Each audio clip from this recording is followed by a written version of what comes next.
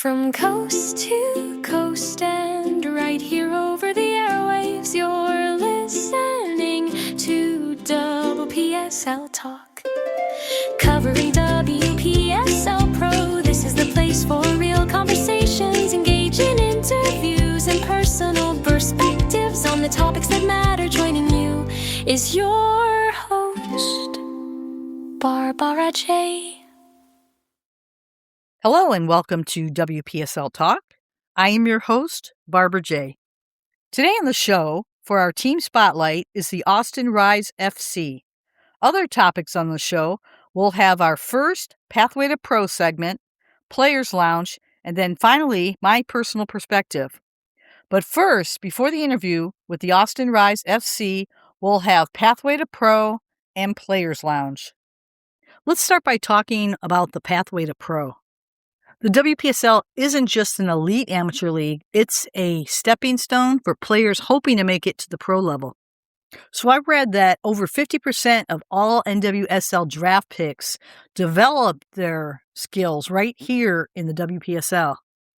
Today we're shining a spotlight on 3 incredible athletes who prove that their time in the WPSL was just one step on their journey to professional success. Let's start out with Jenna Neiswanger. She made a name for herself playing for SoCal FC. She used the WPSL summer seasons to bridge the gap between her college soccer and the intense high-pressure demands of the pros. By taking on the tougher, experienced veterans in the WPSL, she sharpened her decision-making and versatility, becoming a real tactical chameleon. Whether she played midfield or at wingback, the preparation that she had with the WPSL was key to her clinching the 2023 NWSL Rookie of the Year award and an NWSL championship. Now let's take a look at Messiah Bright, who went pro out of FC Dallas Women. For Messiah, it was her elite physical tools she was refining in the WPSL. She already had the pace and power, and the intense competition of the WPSL helped her learn to thrive under pressure. It definitely did pay off. She transitioned into the pros seamlessly, quickly becoming one of the most feared young forwards in the NWSL. And finally, we can't talk about the WPSL pathway without mentioning one of the greats to ever lace up a pair of boots, Alex Morgan. Before the World Cups, the Golden Boots, and the global fame, she was a young forward rising out of the historic California Storm. So when the landscape was shifting, the Storm provided Alex with a highly competitive environment that kept her skills sharp outside of her college seasons. She succeeded because she treated every single amateur match like it was a World Cup final. The grit, the explosive runs, and that lethal left foot that defined her historic pro career were perfected under the summer heat of the WPSL. So, to all the players grinding out there this season in the WPSL, look at Jenna, look at Messiah, and look at Alex. The blueprint is there, and you are sharing the exact same pitches that they did. I have to ask you, who's next? Next, we're going to talk about the Players Lounge. Is it really lounging? Now, the Players Lounge, what I'm going to do with the Players Lounge is what do the players do when they're not playing their 90-minute games? Of course, there is practices. It's probably 2 to 3 days a week. It's probably 2 to 3 hours a day because, of course, you have to pay for field costs. And, that could get quite costly because you have all the other things that the owners have to pay for. Now, there's 10,000 minutes, 9,980. Plus 90 minutes. So the 10,000 minutes, what is the player doing during that time? They work, they go to school. Some of the players work and go to school, and then they got to cram all that studying and all that practice in that same week. Why do they do it? They love the game. They love the game. That's why they do it. So the next time you sit in those stands, tune in on the live stream, look past the scoreboard. Notice the dedication in every single challenge and every run. Remember that the magic we see on the pitch is paid for by thousands of minutes spent grinding in the shadows. Today, we are shining the heavy spotlight on a club that took adversity and turned it into an absolute blueprint for the future of the women's game. Representing the front office, our first guest is the ultimate definition of a multifaceted leader. Long before she was making waves in the front office, she was dominating on the pitch as a multi-sport athlete, taking her talents from the collegiate level all the way to competing in Spain. She took that elite, competitive drive and brought it into the high-stakes world of corporate finance, spending over a decade crushing it in commercial banking and private lending. When the Austin soccer community needed a new vision, she knew exactly how to bridge the gap between passion and business strategy. As a co-founder and the brilliant club manager of Austin Rise FC, she helped build a 100% women-owned, community-driven, fully independent powerhouse that literally rose from the ashes to conquer the Lone Star Conference. She is a fierce advocate for the empowerment of women in sports and a trailblazing executive. And she is also the driving force behind the rise, Bethany Cyrtmus-Davaul. Joining her is the mastermind leading the squad on the pitch, the head coach of Austin Rise FC, Mykell Bates. Coach Bates brings a world-class soccer pedigree to the Austin community, having served as the former team captain for the U.S. U17 men's national team at the 2007 FIFA World Cup and a standout captain at Santa Clara University. Before taking the reins at Austin Rise, he developed top-tier talent at the LAFC Academy and served as a technical assistant coach in the WPSL for Angel City FC. Today, he's on a mission to grow the professional pathway for women's soccer. And rounding out this incredible group is a powerhouse on the backline, defender Ryann Jergovich. Originally from Michigan, Ryann made Texas her home as a standout collegiate player for St. Edward's University. Known for her fearless playing style, sharp tackles, and relentless work ethic, she was named a regional final player of the match during the club's championship run. She is an absolute cornerstone for this club's defense and a massive player to watch this season. It is an absolute privilege to dive into this club's journey. Please welcome to the podcast from Austin Rise FC, Bethany, Coach Bates, and Ryann. Welcome to the show. Wonderful. I appreciate you having us on. Well, I'm going to just jump right into the questions. And Bethany, I'd like to start off with you. Can you share the story of July 2022 when you and your co-founders decided to build Austin Rise FC from scratch? Yeah, absolutely. It's pretty remarkable to see that we're kicking off our fourth season now. Time has surely flown. But we're a club founded by all women. So we're founded by 5 players. And we actually all had played together on former semi-pro team in the UWS.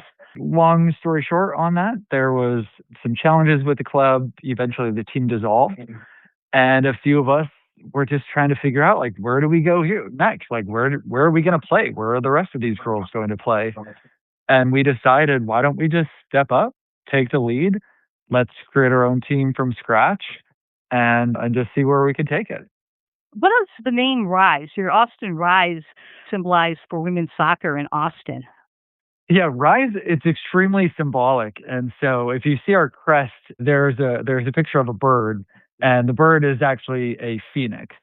So for our journey, it symbolizes, one, that, having something great and it going to basically nothing and having to rebuild from scratch and just purely start over. So that's the essence of the phoenix. More symbolism, though, additionally in our crest is when we were thinking about branding and what we stand for, it's such an interesting process, right? Like, you're thinking about who you are as your club, what's your values, what's your mission. And when we were creating the crest, most soccer crests are like a very traditional shield shape or a circle. And we said, like, why do we have to be the same as what's always been done for like decades?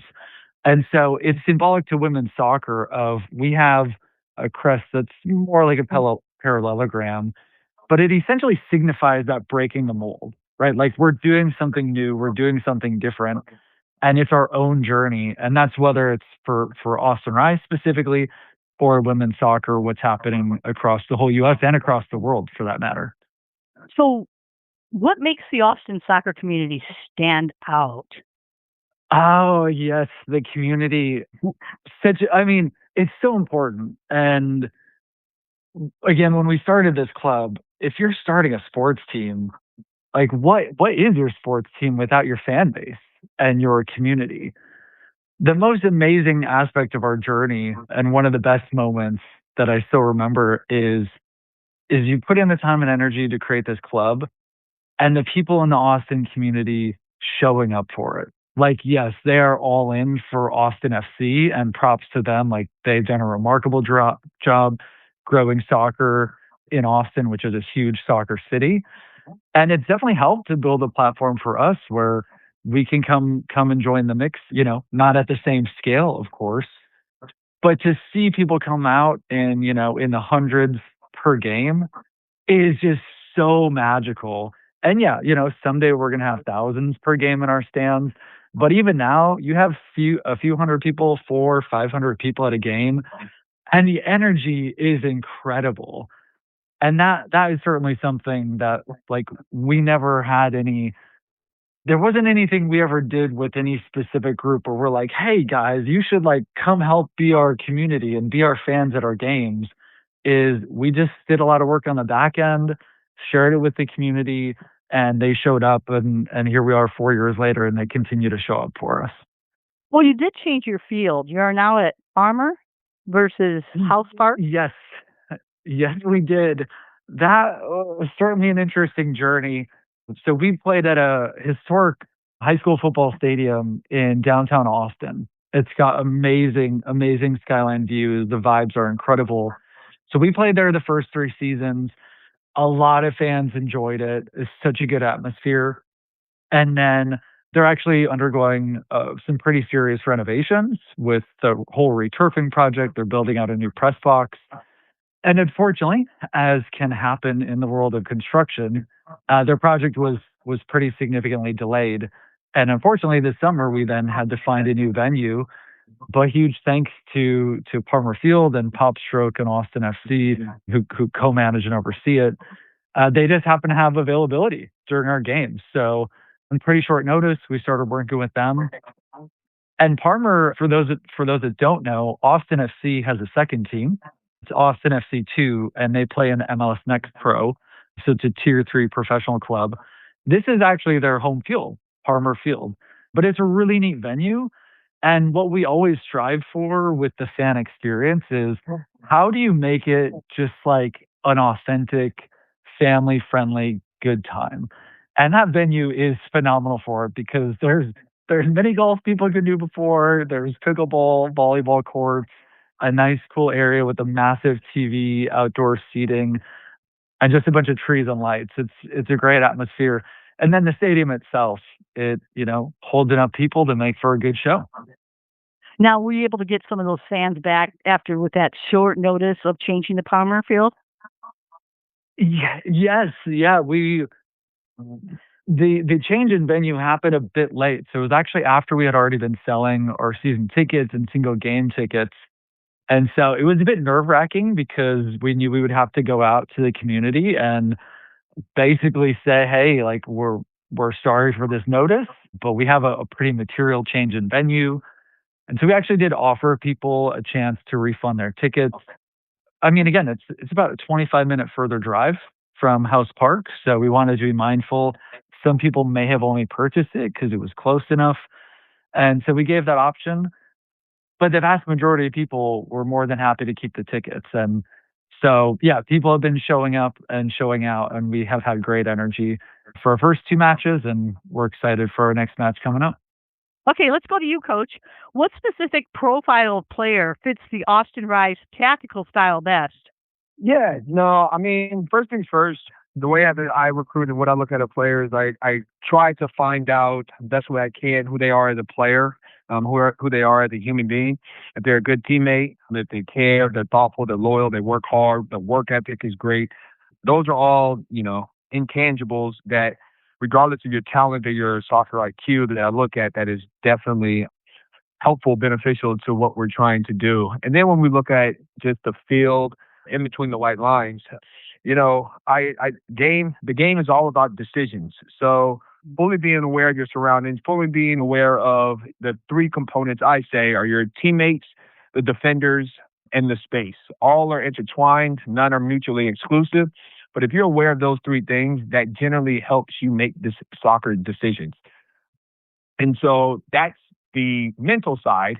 And then obviously when you're touching the ball, when your feet touch the ball, are you able to complete certain passes depending on your position?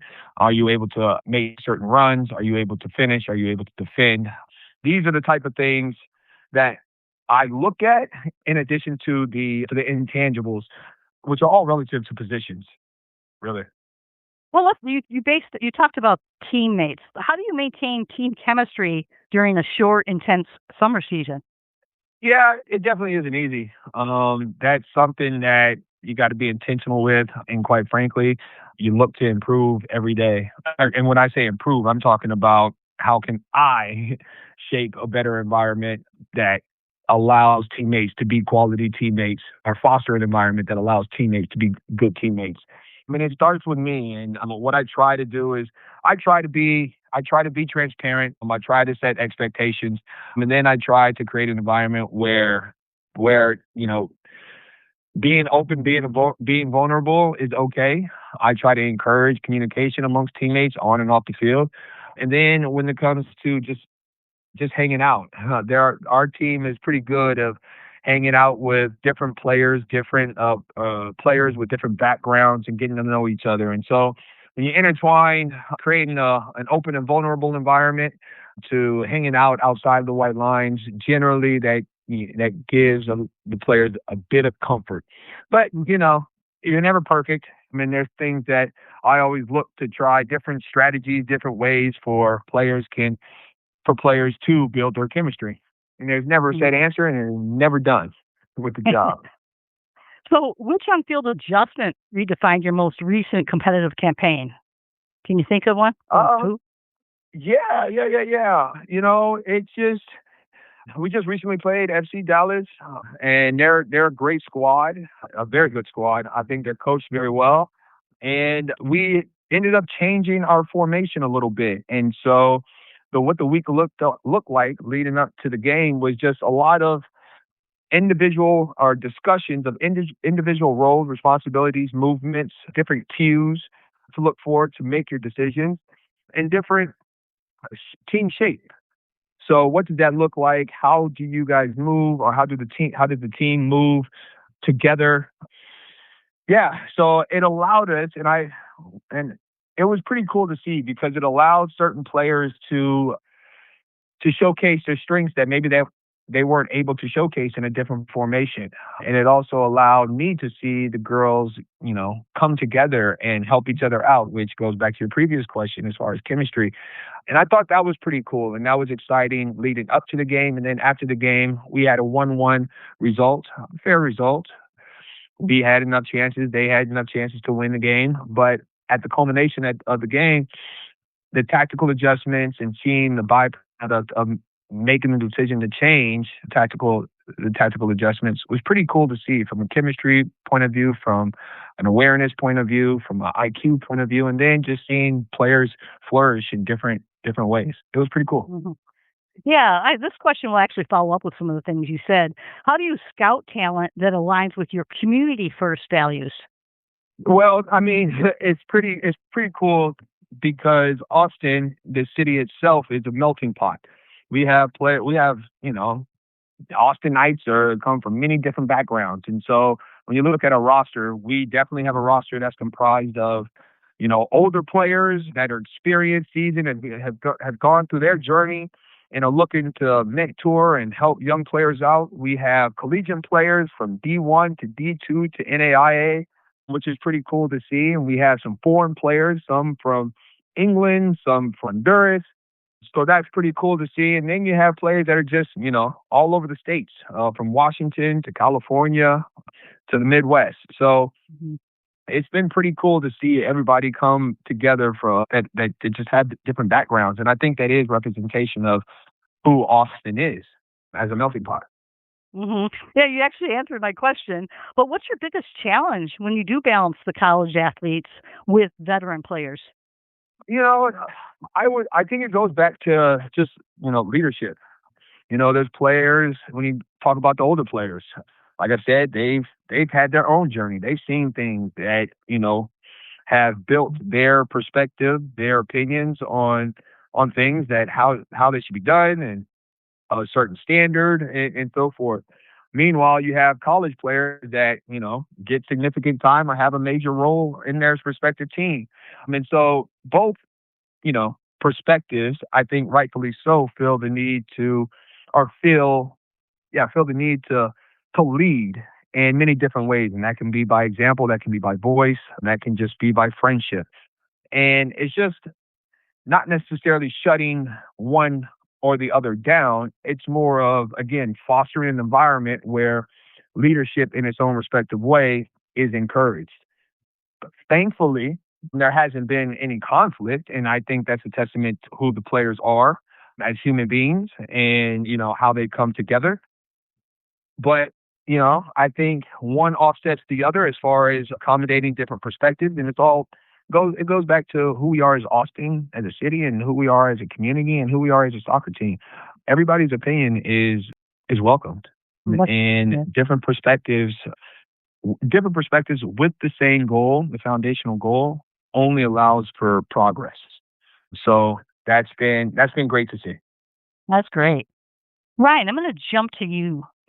So, this is a three-part question. Can you share a bit about your personal journey as a player? Where did your soccer career begin? And what defining moments shaped you before arriving here? Yeah, so I'll start off. I'm originally from Michigan, so I didn't start out in Texas. I started playing soccer probably when I was about 5-ish years old, but my family and my parents didn't let me play competitively until I was about 12-ish because they didn't want me to just pick one sport yet. But little did they know soccer was going to become pretty much my whole life. And I was on varsity all 4 years of high school, and then I decided to continue my academic and athletic career out at St. Edward's here in Austin, Texas. I played all 4 years there, and I would say probably one thing that shaped me the most in my soccer career before coming to Rise was moving across the country for college. It definitely gave me just more experiences. It opened me up to experience different coaches, different coaching styles, players, and it just allowed me to develop more as a player myself and as a teammate. So, what did attract you to be a part of the Rise? I was actually working with a sports agent my senior year of college because I was looking to still continue playing. And he had known about Rise and had told me to go to their tryouts from there. So I went to their tryouts and I really liked it. I really liked the environment, the community. It was just an environment where it was just, they were all about supporting women furthering their career and doing what they wanted to do as well. And it was just a very opening and welcoming experience. And after I did the tryouts, I knew I wanted to join the team and continue on. hmm So, planning your next journey, where do you plan on seeing yourself? Do you plan on moving up? Do you plan on doing something different? What would help Um, to achieve those longer term goals? my overall goal would be to move out of the semi pro and move into the pro world. And Rise has already been a really big role in that. I started playing for Rise. This is my third season playing for Rise now currently. And looking at the player that I was coming on to the field first starting at Rise, now I'm just a totally different player. I have more control on the field, more confidence. I have more field of vision.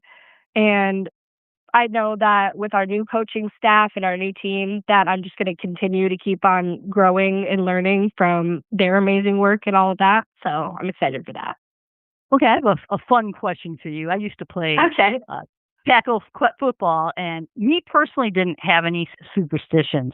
So, are you superstitious on match days? Do you have any lucky clothing, pregame meals, music, or routines that you usually do? I wouldn't say I'm super superstitious, but I definitely have a few things that like now like I feel like I have to have. I like having one of my energy drinks, something like that. I now do it's like a beet powder, which is like kind of a replacement for like pre-workout, a healthier version. So I'll have both of those with me. And then weirdly, last season I have matching sports bra and spandex. So now I wear a matching set underneath my uniform. So let me jump to Bethany again with business and operations. How do you attract local businesses to invest in women's sports? Yeah, I think putting on a great game day experience is super helpful because it allows us to be able to invite different businesses and local vendors out so they can see what we have going on. And it's hard for people to come and not, have a great time and want to be a part of it. But we also have to do a lot of reach out. I mean, at this level of soccer, it's not like they're going to see our name all the time on TV or massive billboards. So it does take quite a bit of our own reach out to different companies to just get those conversations going, introduce ourselves, and go from there. Digital media is so important in growing your fan base. I mean, you have Instagram, you have Facebook, you have X. So, how do you grow your regional fan base in sense of all those digital media? Yeah, oh gosh. I'll answer as best I can. We do have a social media manager, so I mean, she certainly knows a lot more of this. But even since the very first year, we just always wanted to make sure that whatever we did had a professional presence. So even though, yes, technically we're playing in a semi-professional league, we wanted our our branding to be professional. We wanted the game day experience to be professional. We want the content that we're posting on social media to be professional. And so I think all of that really just kind of combined together and it realistically helped to draw in that initial fan base and excitement and what continues to carry us forward. We have also participated in TST, the soccer tournament, which is the $1 million winner take all. That was really a decision to just help the club grow in entirety, right? So we're on this move to bring pro women's soccer to Austin. And with that, we need to start growing this brand from a local and regional team to how do we start growing it at the national level? So like we should have fans watching our WPSL team from literally all over the world, right? And they can with live stream nowadays. So just taking advantage of opportunities like that, which it's definitely a huge undertaking, but certainly something that we've done to help grow that base. Let's jump real quick to the leap to WPSL Pro. What was the turning point that triggered the move that you're going to in 2028? Yeah, when we started the club, we had a vision of, hey, there is no pro women's soccer here in Austin. How do we make that happen? And so with that, we have always been on the lookout for what different leagues, what different paths there might be. When we initially had started the team, though, the only pro women's soccer league was NWSL. And then there was news coming out that the USL Super League would be launching. So, we also had conversations with that league. And then it was after our first season in WPSL that they announced WPSL Pro would be coming out. And it just continued to be a really great fit. We've enjoyed working with everyone in WPSL. There's a new CEO that we've been working with for WPSL Pro. And that journey has been a great one so far. And we're looking forward to continuing to see it move forward. Now, let's go back to your venue, your Palmer Field. Are you planning on staying there? Does it meet standards of a professional division, or do you have to look for another field down the line? Yeah, I have a very technical answer. I'll give the non-technical answer first, which is yes, it meets the standards. And The very technical answer is, for people that don't know, there's actually 3 tiers of professional soccer in the U.S., of sanctioned professional soccer: Tier 1, Tier 2, Tier 3. And each tier has its own requirement for really like how large the stadium has to be, how many fans it can sit, what you need for front office staff, what you need from an owner in terms of financial backing. So the D3 requirement is technically 1,000. That's what Palmer Field sits. That's what MLS Next Pro requires. I believe the Division 2 requirement is 2,000. So it's something we'd either, if we continue to play there, request a waiver from U.S. Soccer for the exemption, or if we ended up having to return to House Park, which seats 5,000 people. I have one more question for you. How can fans best support the club during this massive transition period? What can they do to help the transition? Oh, all the things. One, make it out to a game. So that's always the best. Just coming out, having some fun. We've got matches on June 20th and July 2nd. But support goes so far beyond that. And I know people probably hear all the time, hey, like, follow us on social media, stay engaged that way, or be part of our newsletter, watch our game on a live stream if you're not local. Those things are actually all incredibly important, because as a women's soccer team, anytime we go out, whether it's us or another team in our league or other leagues, all the companies that we talk to, they're looking for all these data points, right? They want to know, hey, I want to support you, but like, how many fans do you have in the seats, right? How many social media engagements do you have?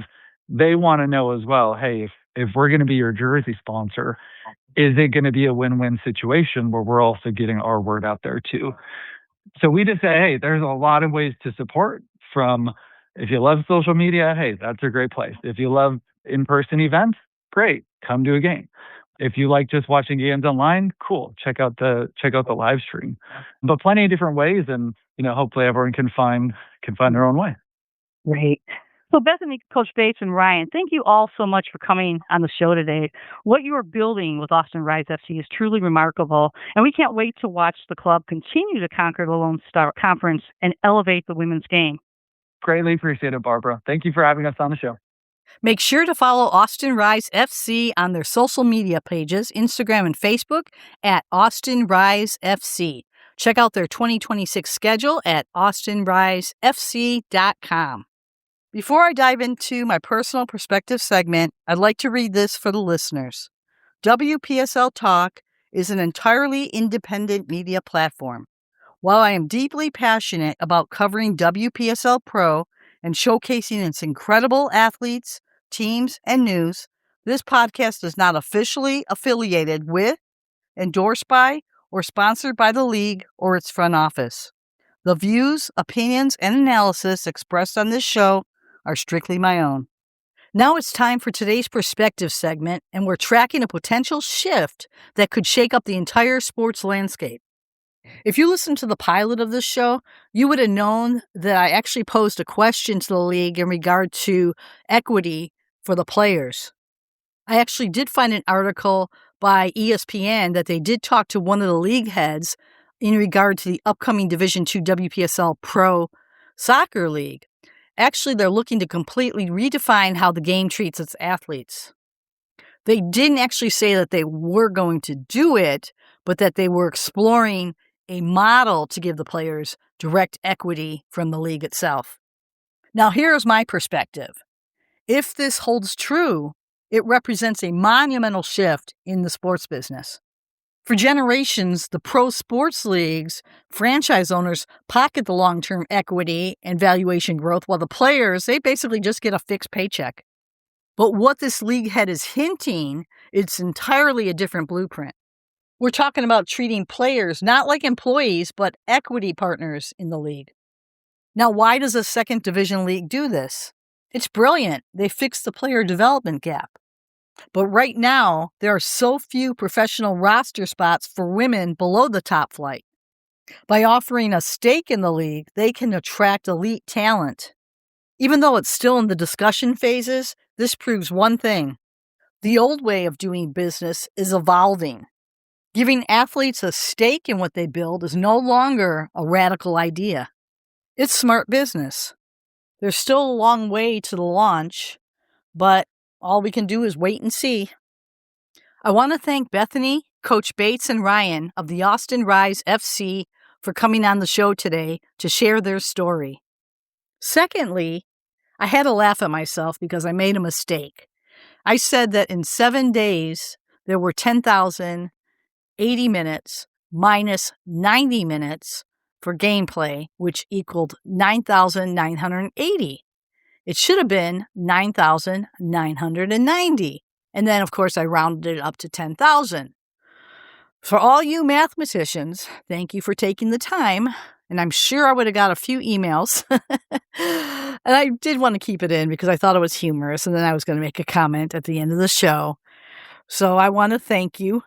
And thank you all for listening. Until then, stay strong, remain resilient, and own that field.